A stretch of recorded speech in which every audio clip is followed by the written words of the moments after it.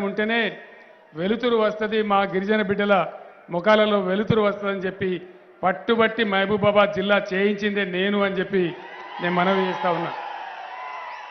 దాని ఫలితాలు కూడా మనకు కనపడతాయి. ఇప్పుడు కొన్ని ఫలితాలు మీరు చూస్తూ ఉన్నారు. ఉద్యమంలో తిరుగుతుంటే మాకు కూడా నమ్మకం లేకుండే శ్రీరామ్ సాగర్ నీళ్లు వస్తాయా, ఈ కాలువల నీళ్లు భారంగా చూస్తామా, ఎప్పుడు చూస్తాం, ఏం సంగతి అని నమ్మకం లేకుండే. ఎందుకంటే సమైక్య రాష్ట్రంలో మన ఓట్లు తీసుకున్నారు తప్ప మన బాధలు ఎవరు చూడలే. వెన్నవరం కాలువ సరి చేయించి బ్రహ్మాండంగా నీళ్లు తెచ్చుకుంటే మొత్తం చెక్ డ్యాంలన్నీ వాగుల మీద ఆకేరు కావచ్చు, మునేరు కావచ్చు కట్టుకుంటే ఇవాళ నది హెలికాప్టర్లను చూస్తూ ఉంటే కడుపు నిండినట్టుగా ఉంది. బ్రహ్మాండంగా ఇక్కడికక్కడ నది పొడుగుతా నీళ్లు కనబడతా ఉన్నాయని మనవి చేస్తూ ఉన్నా. అద్భుతమైన పంటలు పండిస్తూ ఉన్నారు.